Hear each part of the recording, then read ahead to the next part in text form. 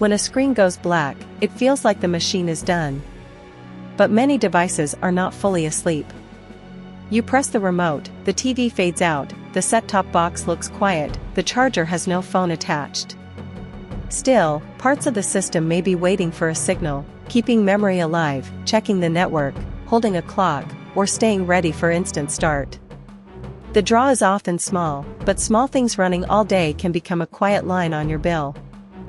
Step back and look at a home at night. Standby power is less like a burst of waste and more like a thin drip from several taps.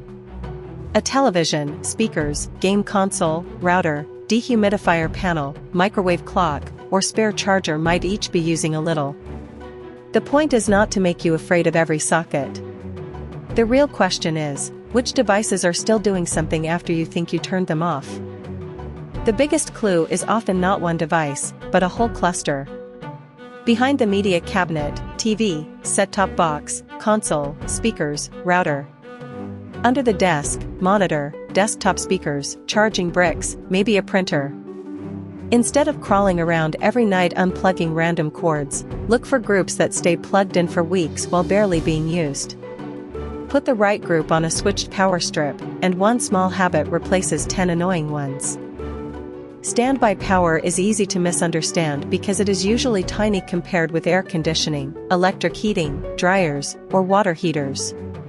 So no, unplugging a charger is not the same as changing how you cool your home.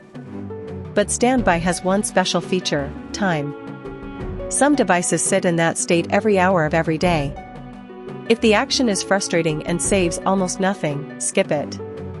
If one switch can cut a whole idle group, that is worth considering. Inside the device, standby starts to make sense. A power supply stays ready to wake up. A receiver listens for the remote. A network chip may keep a connection alive. A panel may remember settings or time. From the outside, the appliance looks asleep. Inside, a few small departments are still on duty. That is also why some things should not be casually disconnected: refrigerators, routers you depend on, medical devices, security systems, timed equipment, or a console in the middle of an update. The practical move is sorting, not obsessing.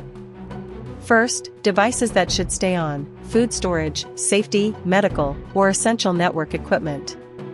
Second, devices you can group and shut down: entertainment gear, backup chargers, rarely used monitors, speakers, and accessories. Third, tiny convenience wins: removing an unused charger when it is easy. You do not need to become the household plug police. Start with the things that wait the longest and matter the least. There is a big difference between chaotic saving and useful saving. Chaotic saving is kneeling on the floor every night pulling 10 cords until you give up. Useful saving is putting the desk setup or TV cabinet on a switched strip and turning off the whole idle group.